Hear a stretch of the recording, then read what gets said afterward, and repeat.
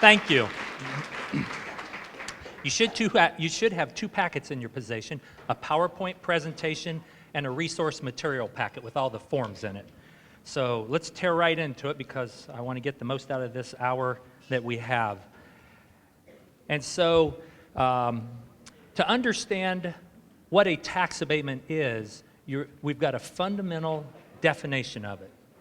And it's a real property, it's a property tax deduction from the assessed valuation granted by the designating body for the construction of a new structure or a rehabilitation of a property in an ERA. It does not include the land. And so let's break down this definition because there's a lot of key phrases in it that you need to have a better understanding on. Eligible property includes the construction of new structures, additions to existing structures, or betterments if it increases the assessed value. The taxpayer needs to understand that their real property abatement will be based on the increase in the assessed value because of that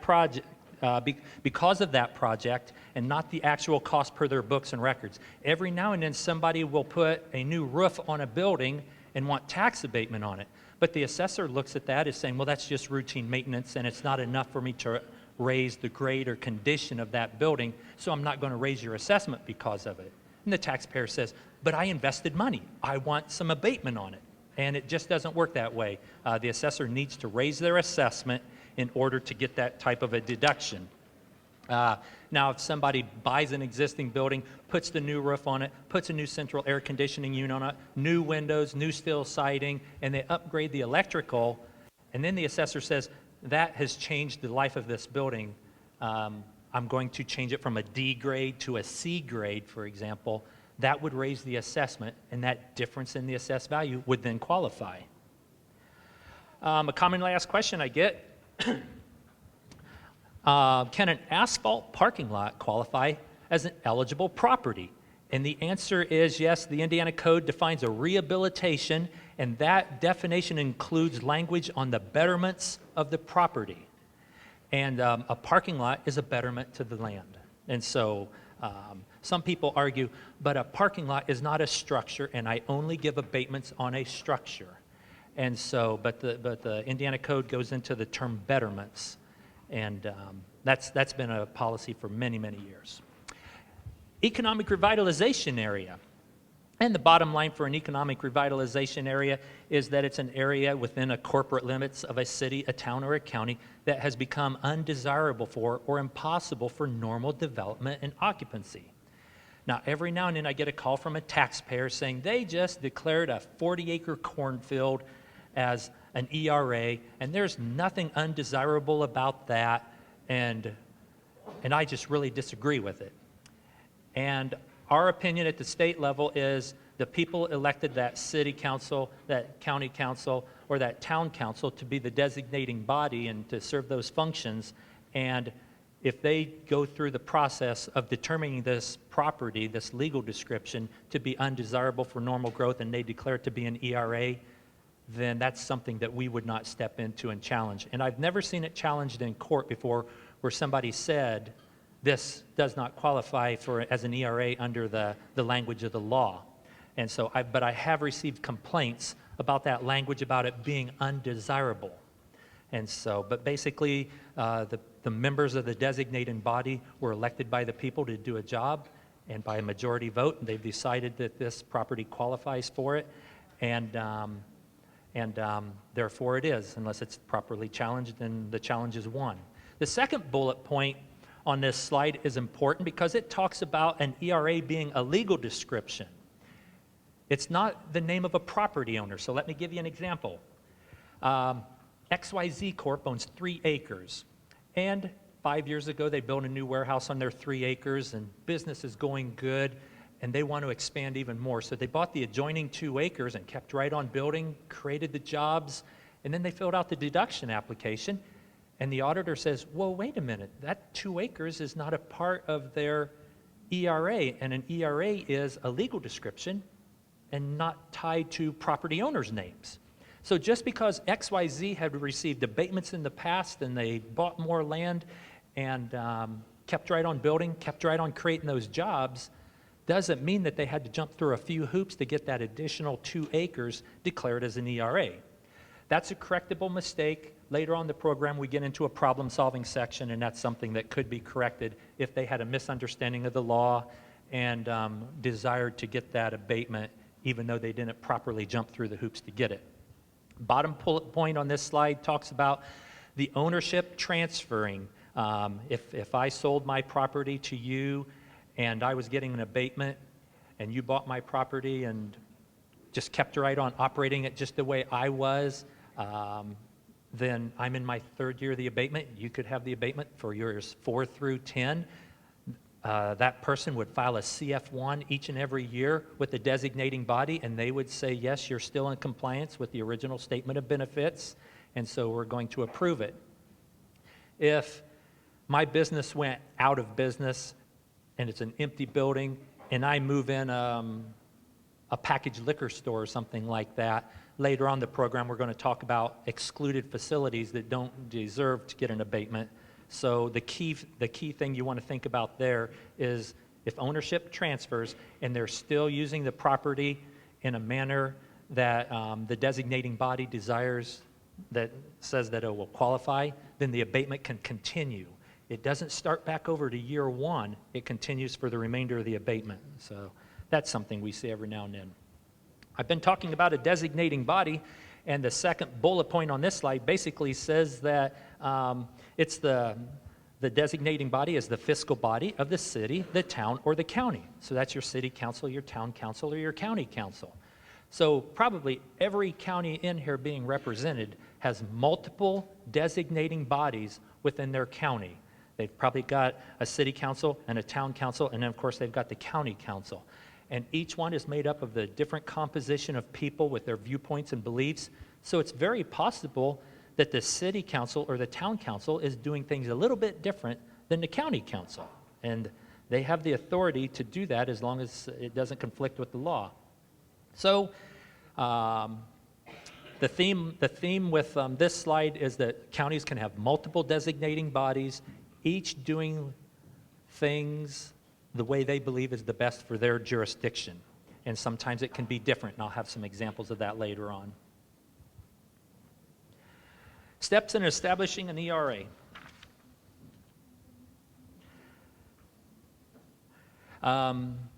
First bullet point talks about the designating body can designate an ERA on its own or upon application of the property owner. So that means that the designating body can designate a 40-acre cornfield as an ERA, and then they can turn it into an industrial park without having the first lot sold to a company that actually wants to build there. So that's a possibility. And then when a company wants to build there, they would file an SB1 and say, we would like a tax abatement, and here's the particulars on our SB1, and then the designating body would review it and grant it if they decide to. The bottom bullet point talks about if the owner asks for the ERA designation, a form SB1 must be filed at that time where they jump through the hoop of declaring it to be an ERA as well as setting up the particulars of the abatement. And that's the more common way that abatements are done. Somebody owns the land, they're established, and they want to do something there. Abatement fees. Last year somebody asked me, or last spring somebody asked me about abatement fees, and I thought, well, that's a really good question. I think I'll build it into the program. So basically, there are 2 types of abatement fees. The first bullet point talks about an abatement fee that's a one-time fee to defray the filing costs, the administrative costs for establishing that abatement. Some designating bodies say, we have to put an ad in the paper, that costs us money. We have to hire our attorney to write up that resolution, and that costs us money. And we don't mind giving them tax breaks down the road, but it shouldn't be costing us money right now for them to get them. So some designating bodies set up a one-time filing fee for tax abatements, and there's the Indiana Code site that supports that. The other type of fee is one that they can impose annually on the tax savings. And so it's possible that they can set up this fee for up to 15% of the tax savings, and it goes into a special fund to promote economic development. And that takes us in to a question that's becoming more and more frequent. If this fee based on the tax savings is created, is it possible for the constitutional tax caps to override the tax abatement deduction on a company's tax bill? And the answer is yes. The calculation on the tax cap is separate from the calculation used from the gross assessed value less the deductions equal net assessed value times the tax rate equals an amount due. The tax bill is going to be based on the lesser of the two amounts. So it's either gross assessed value times the tax cap rate, or it's the gross assessed value less deductions equals net assessed value times the tax rate equals an amount. Their tax bill is going to be based on the lesser of those two. So it's possible that the tax cap was the lesser of the two, therefore the deduction wasn't even considered in the tax bill. And some people argue, oh, but it should be gross assessed value less deductions equals the net assessed value times the tax rate equals an amount. And if the tax cap is less than that, then it should just be an adjustment to bring one number down to the other number. But that's not the way the Constitution is written, and that's not the way the Indiana Code is written. It's basically two independent calculations, and which one is the lesser is the amount to be used. So we've got some people creating fees, and then the constitutional tax caps are being used, therefore no fees are being collected. And there was a threat that it was going to go to court for a while, but then I guess both parties worked it out where it never went to court, and I was kind of anxious to see how the courts would rule on that, but it hasn't made it to that level yet. But that's a question we're getting more and more about constitutional tax caps versus abatements. Sometimes I get a call from a taxpayer saying, why should I jump through all these tax abatement hoops if in the end the constitutional tax caps are going to wipe it out? And I say, well, at the time you're jumping through those hoops, did you know that the constitutional tax caps would be wiping out that deduction? Well, no. And sometimes they can actually look, and maybe they've got a big factory and they're doing a small addition, or sometimes they're buying a 40-acre cornfield, and it's all a brand new facility. So they can kind of tell which direction it's going to head based on past history for that taxing district. So sometimes you can tell by studying it, and other times it's a little more difficult. But basically, I tell the taxpayer, well, if I were in your shoes, you should study it, and if you think there's going to be benefits to the tax abatement program, then by all means you should do it. And if the tax caps turn out to save you even more money than what the abatement program should be, you should be thankful for the additional savings. But my crystal ball doesn't work where I cannot predict whether somebody's going to get the benefits from the caps or the benefits from the abatement process. But we do get that question, why should I jump through the hoops if the constitutional tax caps are going to wipe it out in the end anyway? And my answer is because I don't know whether they will wipe it out in the end or not, because we have to wait a year before that happens or whatever. So constitutional tax caps have thrown an interesting twist into the abatement process. Another part of the abatement process is the filing of the SB1. And we have an SB1 in our packet, so let's take a look at that while we're going through the slides. And that's page 2 of your packet.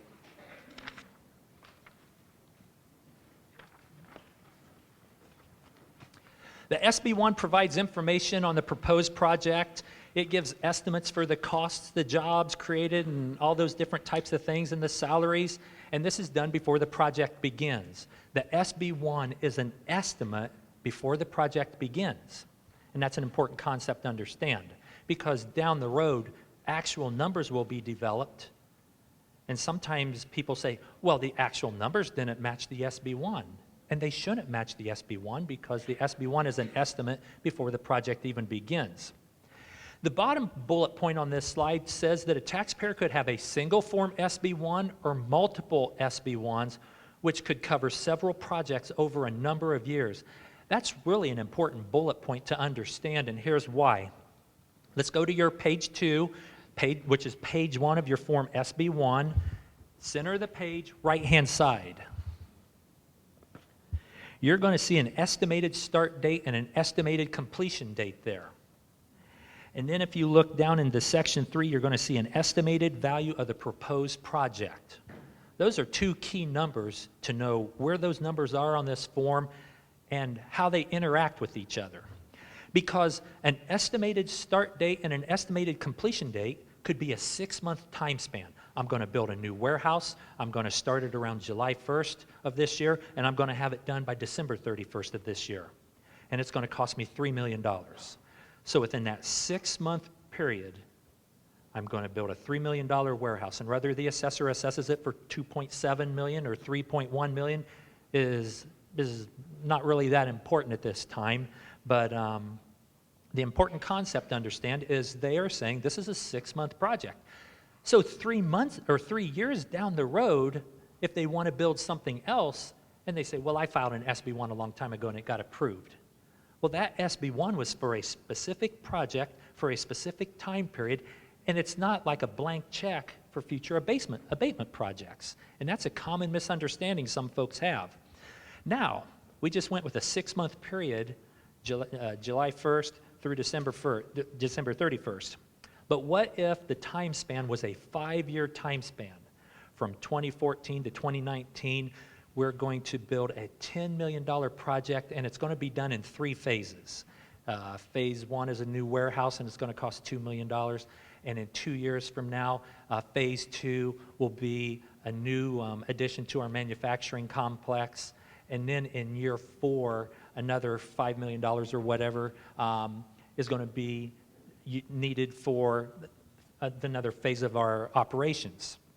So now we've got somebody who has a 6-month window to put in a single warehouse while somebody else is doing phase 1, phase 2, and phase 3 spread out over a 5-year period for a total cost of $10 million. Now remember earlier how I said you got town councils and city councils and county councils and they all do things a little differently?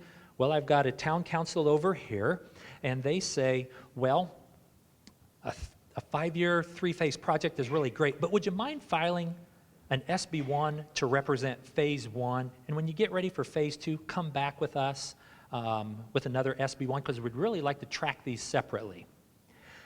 And you go over here to a city council, and they say, 5 years, $10 million, where do we sign? And it's a done deal for all 3 phases all at once. Did one of them make a mistake with the way they decided to do it? And the answer is no. They were elected to do a job by a majority vote of the members. They decided to handle it in a certain way, and the state of Indiana has no problem with either one of those 2 examples.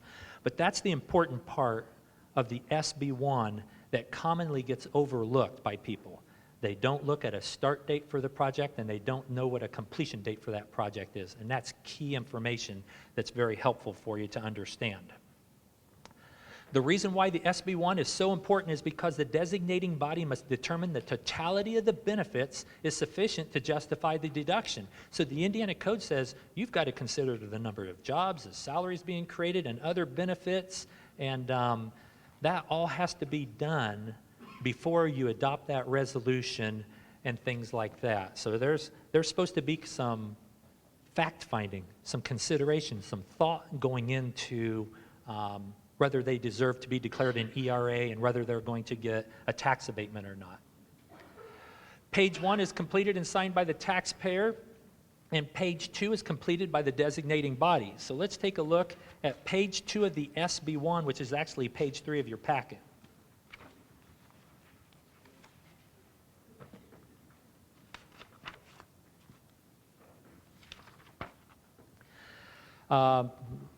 Page 2 of the SB1 starts out with letter A, and that asks for the designating body has been limited to a period of time not to exceed. That's a commonly misunderstood line because a lot of people think, well, I gave them a 10-year abatement, so I guess it expires in 10 years. That's not the function of that line. The function of that line is the designating body said, we're going to declare your legal description as an ERA, and that designation expires in 3 years, or on December 31st of 2015, or whatever they decide to do. So is there an expiration date for the designation of an ERA? That's the function of that letter. And it's commonly misunderstood, the purpose of it. Letters, let's see. There we go.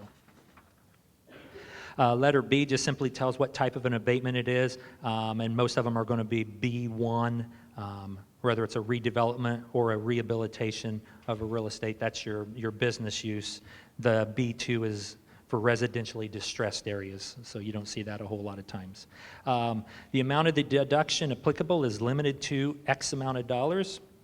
And so it's possible somebody says, I'm going to build a $3 million warehouse, and the designating body says, well, if it's a $3 million warehouse, we'll just put a limit of $3 million on it.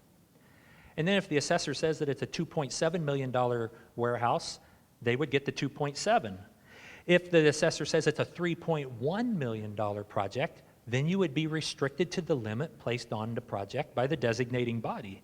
So it's possible that they would put $3 million in there, and it would be meaningful or it would not be relevant.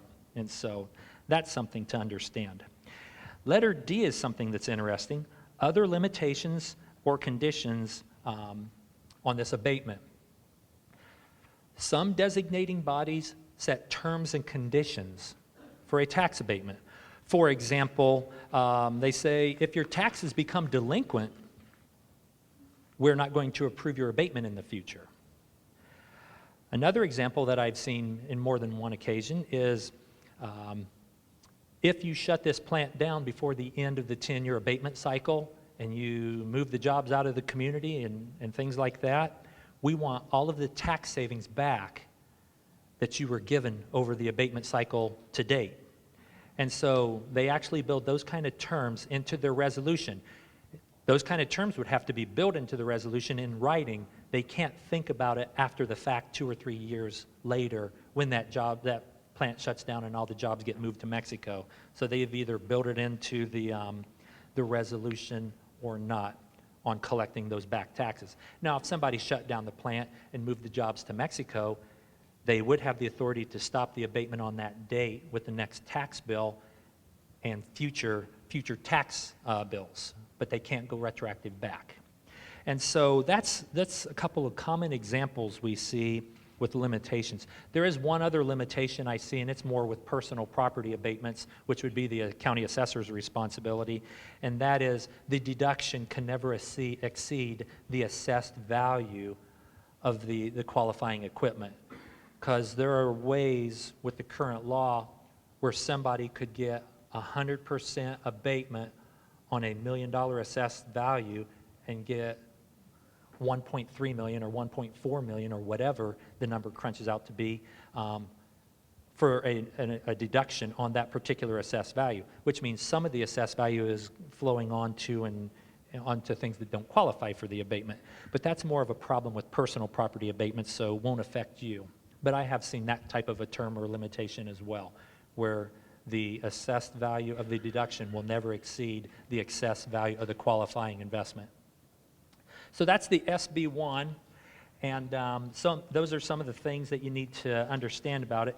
I guess letter E on it was where the designating body check marks whether it's a 1 through 10-year abatement deduction, and that's where they tell you it's a 10-year deduction, not up on letter A with that expiration date. Next slide talks about the abatement deduction schedule.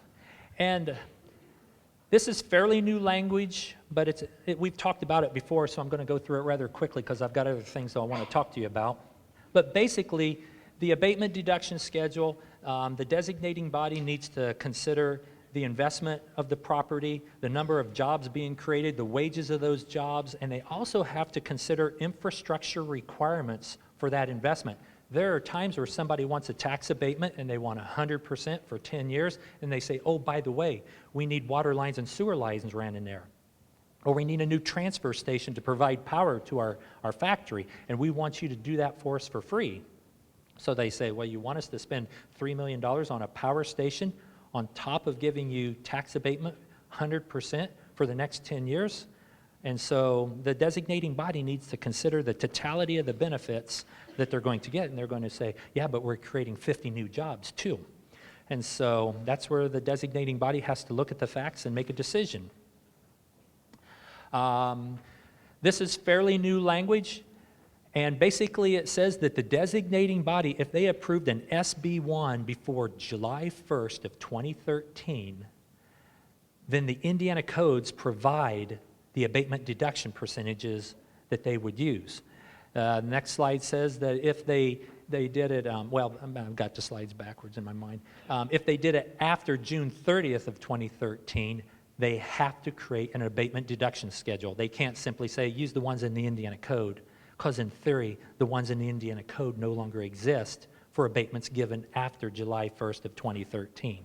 So for you as an auditor, you need to make sure that the designating bodies, whether it's city, town, or county, are creating abatement deduction schedules for those SB1s filed after June 30th of 2013.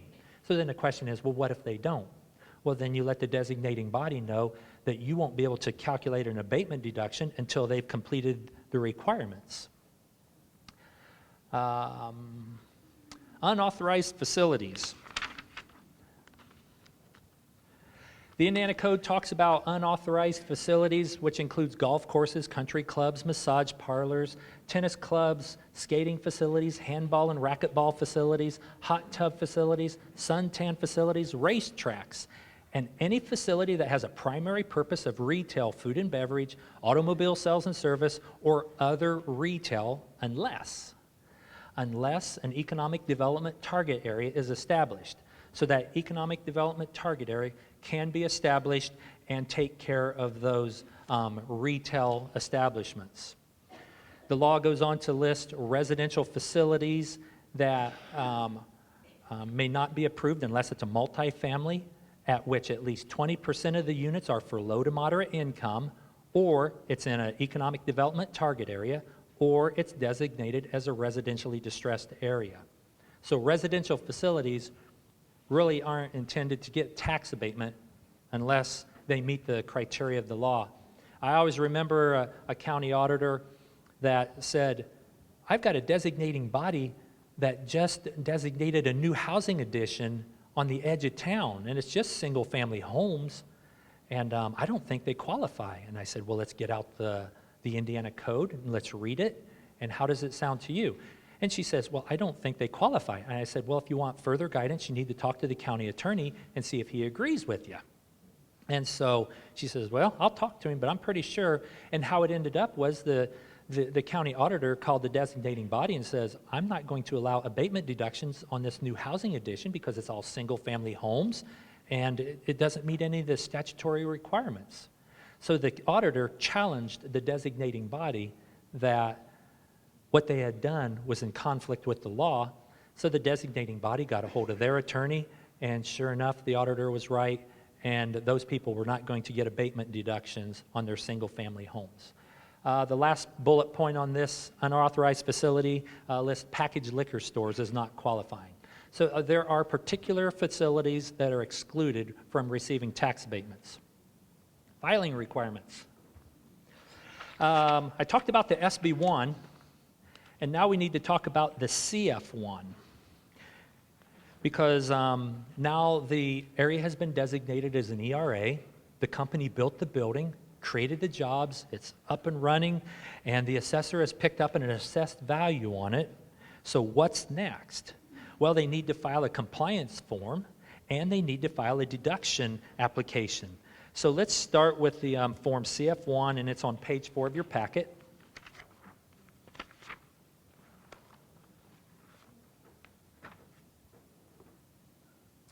The major difference between the SB1 and the CF1 is one is an estimate before the project begins, and the CF1 is a report of the actual numbers after the project is finished. So that's the important thing to understand between an SB1 and a CF1. Will the numbers match each other identical? They hardly ever do, because they promised 50 jobs and they actually created 48 or 52. And they said it was a $3 million project, but the assessor only assessed it for $2.7 million. And so those are the kinds of things,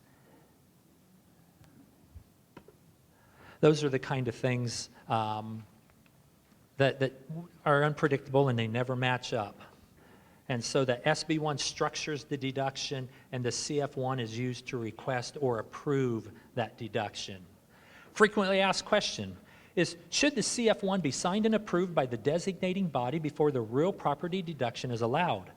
I get an occasional assessor for personal property or an occasional auditor for real property that says, I'm not going to allow that abatement until I see a signature on page 2 of the Form CF1. And is that right? Is that what I should be doing?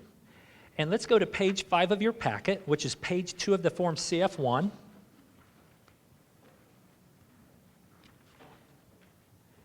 I'll go to the answer because I'm going to show you. Here's the slide on it, and then I'll show you in black and white on the form itself.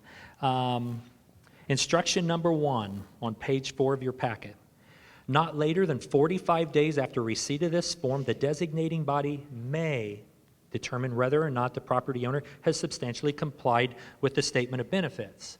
So the word may means that they have the right to process this form and sign it, or they can simply let it go, and once the 45 days has passed, then at our level, we assume that it was approved because they failed to deny it. And so basically, when the auditor or the assessor says, I'm not going to approve a deduction until I see a signature on page 2 of this form, I tell that person that they're overstepping their statutory authority because the designating body isn't required by law to process that page and sign it. So I get another frequently asked questions on this form, and if a Form CF1 is not filed by the taxpayer, who makes the decision that they are not in compliance, the auditor or the designating body? So now my previous example was the form was filed, but it's not signed, but in this example, it's not filed at all. And so the answer is there's 2 types of compliance with the Form CF1. The statutory requirement to file it, and if they fail to do that, then the auditor has the right to deny that deduction because they didn't meet the statutory requirements by even filing the CF1. Once the CF1 is filed, then the responsibility shifts over to the designating body to process it. So the auditor can deny a tax abatement deduction if no Form CF1 is filed. Later on, we'll talk about how to cure that problem if the auditor denies the deduction, but later on the designating body really wants them to have it. There's a way to get around it. So that's the Form CF1, and basically it's a report on the actual numbers versus the estimates before the project began. Next slide talks about annexations. And when a city expands its borders through the reannexation process, how do you handle the abatements that were given while the company was in the county's jurisdiction, but are now in the city's jurisdiction? I've got people saying that, well, that abatement's null and void. And the answer is no, it's not null and void. The abatement continues and is not affected by the annexation. The ERA designation was granted by the appropriate designating body at the time of the designation. And it's also important to understand that each assessment year stands alone. And if you can accept that philosophy that 3 years ago it was the county's responsibility, 2 years ago it was the county's responsibility, and 3 years ago it was the county's responsibility, but this next upcoming assessment date of March the 1st of 2015, a reannexation occurred, and it's somebody else's responsibility, and you are just handling each year independently, separate from the rest. That will help you understand that for the next year, the designating body for that particular jurisdiction on that particular assessment date has the statutory right to make a determination on it. So in year 4, they file a CF1, and the city council is going to approve it, where the prior 3 CF1s were approved by the county council. And it's just part of their statutory duties to review this type of paperwork in their jurisdiction for a particular year. And so that is not a problem at all for it to shift.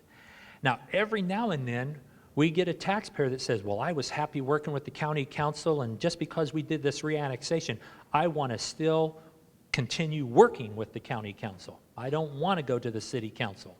And the law is very clear that the city council is in charge of their jurisdiction, the county council is in charge of their jurisdiction, so the county council should be directing that taxpayer or that company to the city council for future tax abatements. And so each year stands alone, and that map was changed through the reannexation, and now it's the city's authority to make a determination where it used to be the county's. And so each year stands alone. But annexations are becoming common throughout the state, and so you might be prepared for that type of a question. Now, earlier I mentioned that two things need to happen after the building is built and it's up and running and the assessor has placed an assessment on. You need to fill out that Form CF1, and you need to fill out a deduction application. This slide talks about the deduction application. It's called a Form 322RE. It's in your packet, and let's see what page it's on. Page 6 and page 7. So page 6 is basically where the taxpayer provides you with the general information for the abatement, and they estimate what they think the assessed value is going to be that they qualify for. Now I'll go to page 7 of the packet, which is page 2 of the form itself, and I'm sure most of you are familiar with this. And I'll tell you something I see quite frequently on this. I see where the taxpayer has calculated their adjustment for each of the 10 years. It was a $3 million project, and I'm just going to put $3 million on each one of those lines times this percentage equals my assessed value for the deduction that I qualify for. And I've had auditors in the past that say, well, the taxpayer's already calculated out the deduction that I'm to put on the tax rolls for that year. And I say, that's a mistake. The reason it's a mistake is because, first of all, you don't know if the $3 million was actually the assessed value placed on it by the assessor. Second of all, the assessor could change that assessed value each and every year. And if you look at that block of text right below the 10-year abatement deduction cycle, it talks about how you need to adjust that assessed value each year as it goes up and down. And so just because the taxpayer says it's a $3 million project and here's the 10 years worth of deduction percentages, and so I'm just going to take $3 million for all 10 years times these percentages equals my deduction amount, that's most likely not going to be the deduction that they're actually entitled to, because the assessor can leave that assessment the same or raise or lower it from year to year to year. And you're to adjust the abatement from year to year to year based on the current assessed value. Let's see. I might be getting ahead of myself. Let me keep right on going. I'm going to keep on going. I thought, popped in my mind, but I thought, oh, there's a slide about 4 or 5 slides from now that covers that, so I'll just be patient. Now, this form needs to be filed when they receive their Form 11, and if they don't get a Form 11, the law has provisions for that as well. So they're to file this form when they get their Form 11, because then they know what the assessed value of that asset is. But what if no Form 11 is given? Well, the Indiana Code says that if no Form 11 is sent, the tax bill can serve as the first notice, so the taxpayer could actually file the Form 322 and claim the deduction after he received the tax bill because no Form 11 was sent. Now, the scary part of that is it means that the deduction would be given after budgets were approved and tax rates were set. So that could mean a possible shortfall in the funding that's coming in, because you're going to give a deduction after you certified those assessed values. So that can cause real problems. I've seen it where somebody had a 40-year-old plant, lots of buildings, and they put one small addition in, and that lost abatement deduction that they had to give to them after the tax bills went out didn't break the county. I've also seen it where one year it was a 40-acre cornfield, and the next year it was a huge plant. Now that caused problems for the county. And so when they had to give a deduction after the tax bills went out, when one year it's a 40-acre cornfield and the next year it's an up-and-running manufacturing facility, that was an attention getter for those folks. And so I'll just make you aware that you need to think about that kind of stuff. A question I get from auditors is, well, is it my job to remind people to file this deduction application? And my answer is no. You don't have to send out reminder notices to people to be sure and fill out their deduction applications. You don't have to fill out those deduction applications for folks. It's their job to know when to fill out those. They've jumped through the hoops They've applied for the abatement, they built the building, it's been assessed, and they need to know to ask for the deduction. But sometimes there's fingers that get pointed, oh, the assessor should have told me, or the auditor should have told me, or somebody should have told me, or the economic development person should have told me, and the bottom line is it's the taxpayer's responsibility to claim the deductions that they're entitled to in a timely manner. And there's a way to give them a deduction if they failed to file that return and claim it in a timely manner. We'll get to that in just a little bit. Oh, pretty soon. Problems that may arise. How are we on time? We're in good shape. I've talked about a lot of different types of problems this morning for folks. The guy that owned 3 acres and bought the adjoining 2 acres and kept right on building. The company that didn't file for a deduction and things like that. The people that didn't file a Form CF-1, so the auditor denied the deduction. Those are all examples of problems that can arise, and there are solutions to those problems that can be considered. You don't just say they shall be delivered and I demand it be invoked. It's an option for the designating body to consider, and they don't always decide to do it. So, if somebody doesn't file the SB1 before the project begins, or if they don't file a CF1 after the project is complete, the auditor could deny that deduction or send them a request and say, I want it within 10 days or I'm going to deny it. And so those are things that can be done on an incomplete filing. A late filing.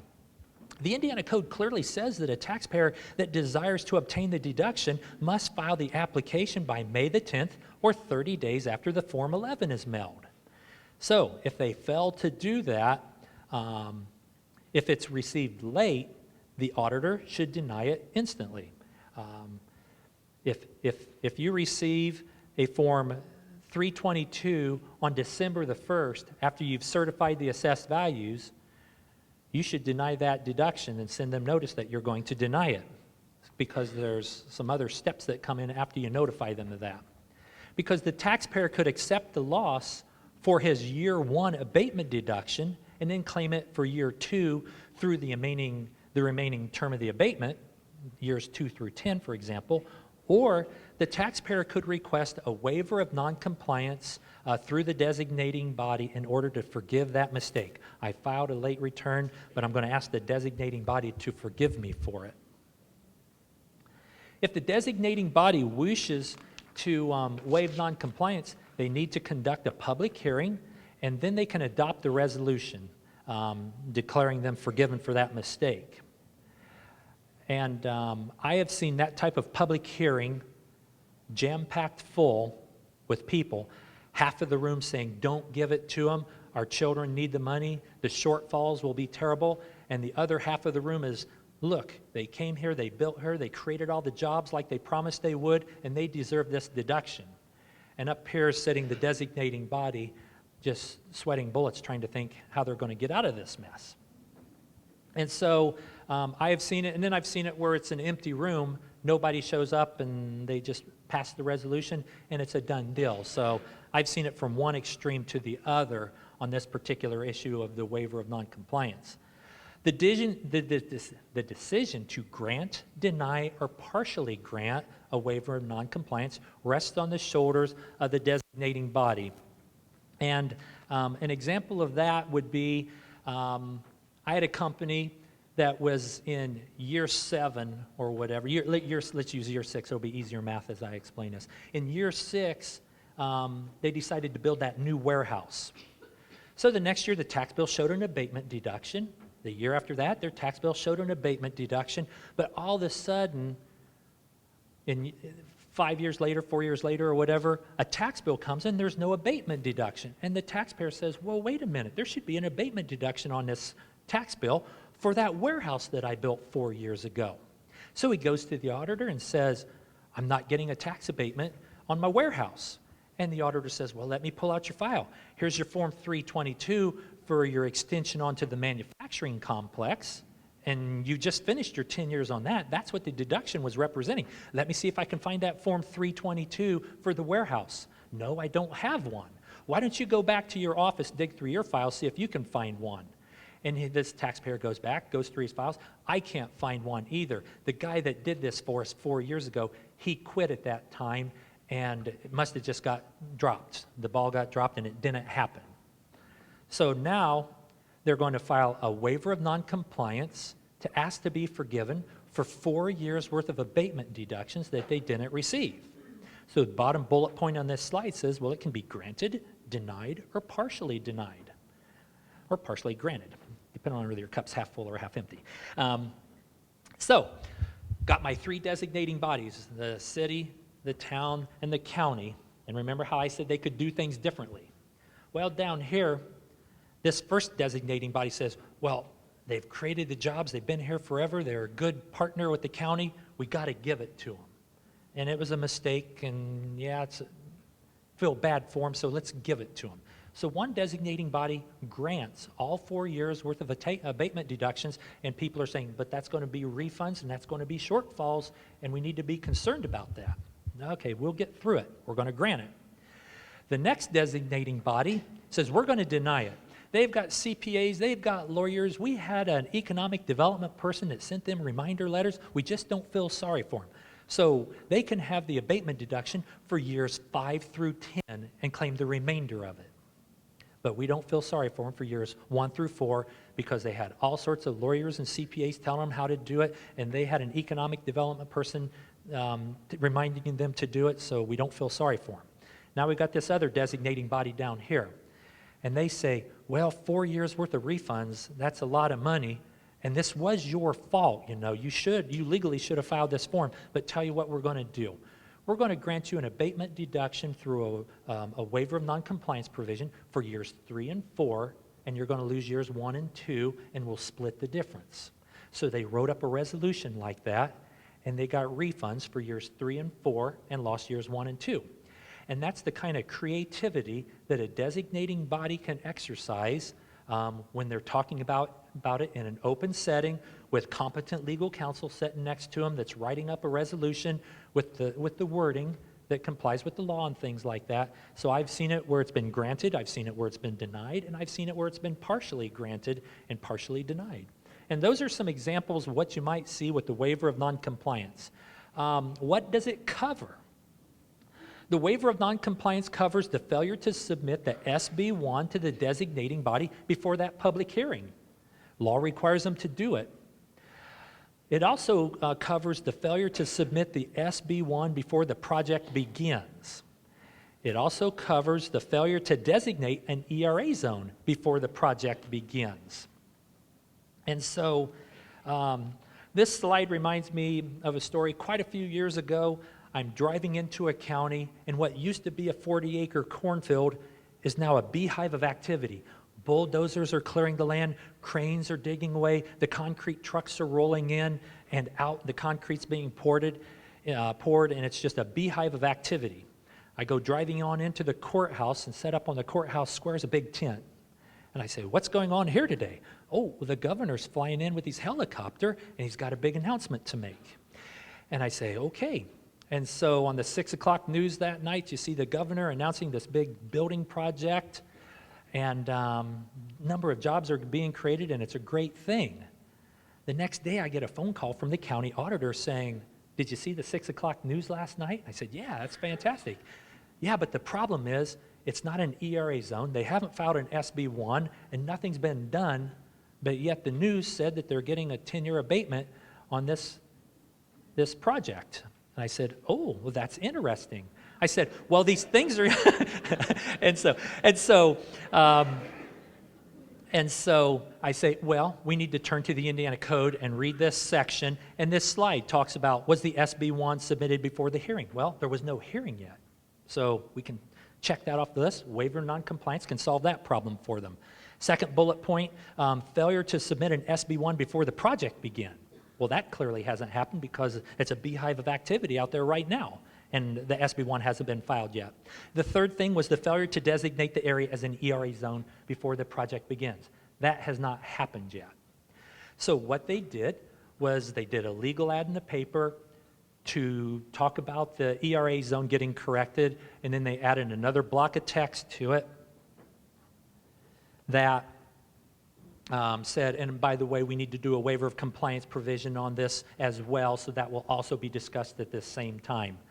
And so I attended the hearing, the taxpayer was there, the designating body was there with their attorney, and we just had a nice in-depth discussion, and we figured out the best way to write up the resolution and make that all happen. And it was a done deal, and nothing came from it. But that was a real interesting phone call to get the day after the 6 o'clock news the night before. But it was all correctable through this waiver of noncompliance provision.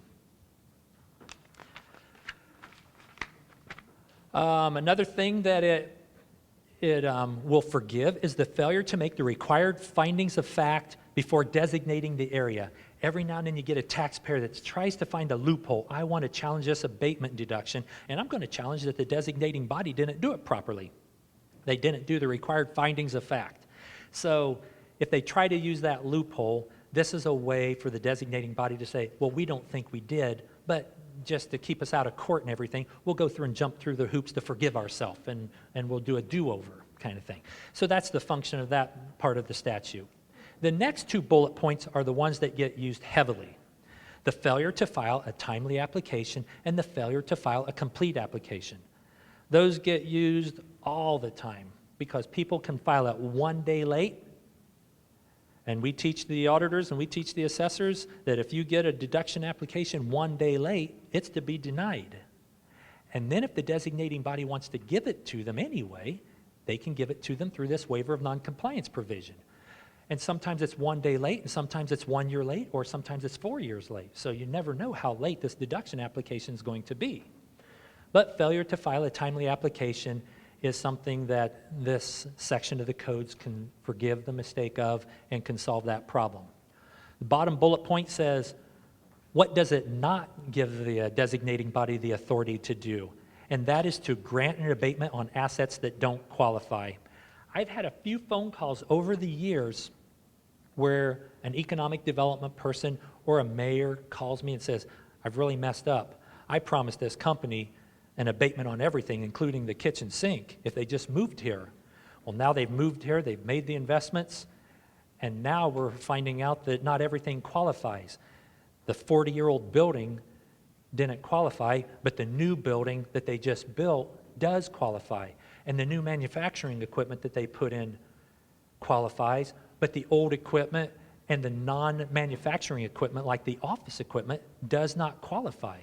So it's very rare that somebody's going to get a tax abatement on everything, including the kitchen sink. And so, but if it was a 40-acre cornfield, and the next year it's a paved parking lot with a manufacturing facility, and their corporate office is somewhere else with no office equipment, then it's possible that they could have an abatement on everything. But there are times where existing buildings are accidentally given tax abatements, and that's something you got to watch out for, because that 40-year-old existing building may not qualify for a tax abatement. But that's the waiver of noncompliance provision. It's a great get-out-of-jail-free card that helps people, and it helps you, as the auditor, stick with the statutes and enforce them, knowing that there's a remedy if the designating body desires to do it. And like I said earlier, there are designating bodies out there that say, we've told you time and time again, here's the way we want you to do it, and you failed to do it, so we don't feel sorry for you this year. But that's their call to make. The designating body has that kind of a right to make that call. There's another section of the Indiana Code on the waiver of noncompliance. It's for correcting technical and clerical errors. Hardly ever see that used. The other section is the one you really want to know about. I'm going to skip over a couple slides because I want to get to something else, and you can read these slides later. We've already talked about the waiver of noncompliance possibly causing shortfalls and things like that. We've already talked about if I invest money in the building and it doesn't increase the assessed value, so that's not a problem. This slide talks about the annual recalculation. You're going to recalculate that assessed value each and every year. And the next slide talks about something that I really want you to have your attention for a second. The DLGF recommends that the county auditor maintains a copy of the property record card each and every year that a taxpayer receives a deduction.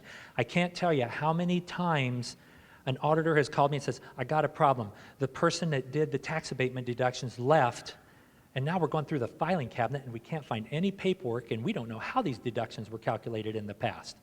But if you get in the habit of getting a property record card each and every year, that warehouse might be a single line item on that 12-page property record card, and you can go to that one line item on page 5, and there's the assessed value of that warehouse. Oh, it went from $2.7 million last year down to $2.6 million this year. Okay, I've got to adjust their abatement deduction for it. There are other times where I've got that existing 40-year-old building that I added on to it, and one property record card tells what the assessed value of the addition is, but then all of a sudden, the assessor, for some reason, and there's an explanation why they would do it, but I don't want to get into that now, but there's a reason why the assessor would combine the 40-year-old building and the new addition to it as one whole building. And you need to have those old property record cards in order to allocate or prorate the new qualifying addition part of that assessed value and not allow the deduction on the old value. So property record cards each and every year is going to make life so much simpler for you, because when that person decides to quit, you can pull the file out and now you can see how years 1, 2, 3, and 4 were calculated, because there's the property record card and they've handwritten the calculations on it or stapled an adding machine tape onto it or something like that. And you can clearly tell how they've made the calculation. That's going to be huge. And so, but if there are no calculations in the filing cabinet and there's no property record cards, you're just hung out to dry and you don't know what to do. And so that's a huge recommendation from me to you on how you can do that. Here's a frequently asked question we get. How do I handle a building that's partially assessed one year and then completed the next year? And, oops, I hit the button twice. And the answer is each year stands alone. So you're going to assess that partially completed building in year 1, and then next year, the difference between the old and the new assessment is going to be the year 2 deduction, with the original assessment being in its second year of the deduction cycle. So each assessment is going to independently go down its own 10-year abatement deduction cycle. And so, and as long as the two numbers add up to the current year's assessed value, you're in good shape if it's that easy for you to do. Sometimes it can get really complex. A company moves out in year 3. Can a new company move in and take over that previous company's abatement deduction? And the answer is yes. The change of ownership would not terminate the abatement deduction, and it can continue. It would not restart at year 1. Sometimes we think, some people, assessors or auditors think, well, it goes back to year 1 since it's got a new owner, right? And the answer is no. This question here, there's also a vacant building deduction. I haven't talked about it at all today. The forms are in the packet. And it's possible for a commercial or industrial building that has been vacant for over a year to qualify for a vacant building deduction. All of the time before, they're building new structures or additions to existing structures and things like that. But there is a way for somebody to get a tax abatement deduction on an existing structure if it's commercial, industrial, and if it's been empty for over a year, and if it meets all those criteria on the excluded factories, the massage parlors and the liquor stores and all the things that are on the top half of the form 322, those excluded facilities cannot receive the abatement deduction. Had somebody one time that said, it's a commercial building, it's been empty for over a year, and I want to start up a business in it. And I said, what kind of business? Oh, a liquor store. I said, no, you can't start up a liquor store, but I've been reading about vacant building deductions. And I said, well, you need to go to this section of the Indiana Code and read about particular types of businesses that are excluded from abatements. And packaged liquor stores is on the list of being excluded. So there are times where a vacant building can receive an abatement. The appeals process. And we're going to open her up for questions in just a couple minutes, so we'll have time for a few minutes of questions and answers. The appeals process. Basically, there's two types of an appeal with an abatement deduction. If the auditor If the taxpayer challenges that the auditor didn't properly calculate the deduction, that would be done on a Form 133 petition for correction of error, and it would go through the appeals process. If the taxpayer has their abatement deduction denied by the designating body for whatever reason, because they promised 50 jobs and they only created 10,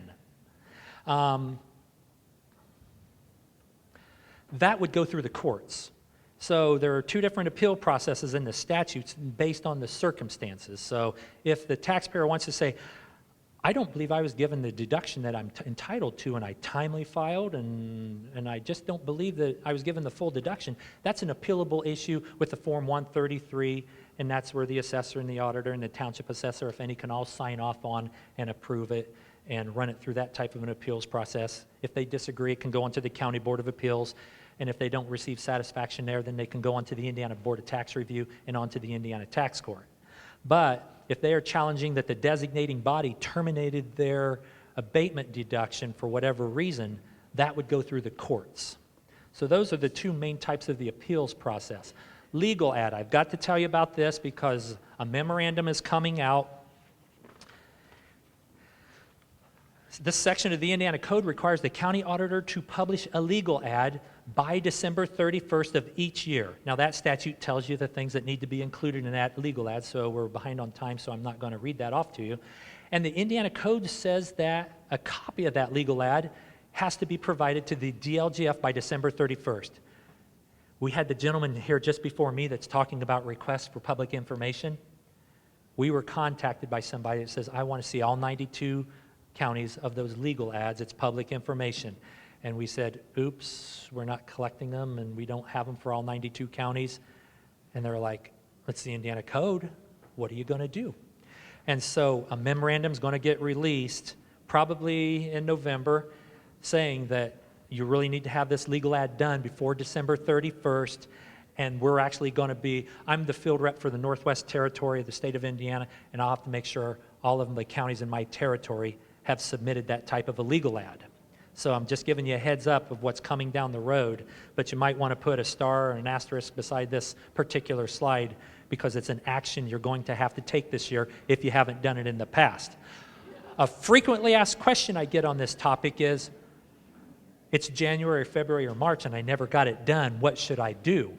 And I tell the person that I can't promote disregarding the Indiana Code, but the philosophy of better late than never applies. So just get that legal ad whenever you can and give me a copy of it when you have it available.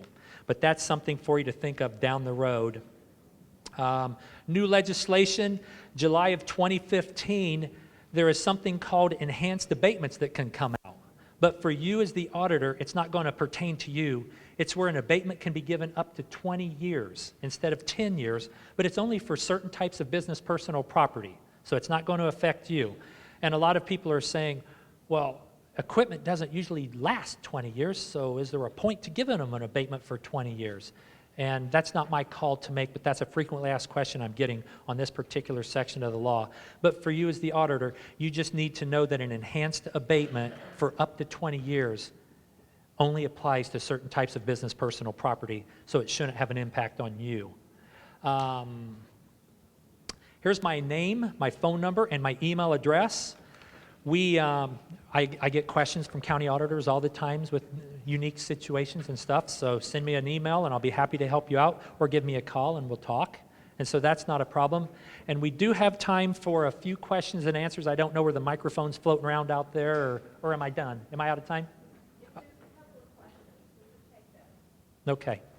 So somebody find their way to a mic and ask. There's a hand up, yeah. I realize that personal property belongs to the assessor, but is there a Form 322 for personal property, or is it just for real? Is there a Form 322 for personal property? Her question is, she understands personal property abatements are for the assessor. The Form 322 for personal property that you are referring to was eliminated in 2006. Hasn't been around since then. So there is no 322 for personal property. It's now the Form 103 ERA. And so no Form 322, but I know what you're talking about because I've been around before 2006. Another question.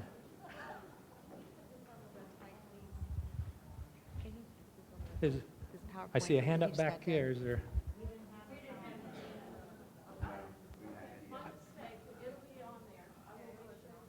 I don't know what you're talking about. None of you downloaded the PowerPoint? Oh, wow. Okay, I did not know that. I submitted it a long time ago, so I don't know anything about that. That would be my mistake. So they're going to be able to download it whenever they want. Okay, well, that makes it real hard for you to write notes on all these great things I was telling you about. Gotcha. And so,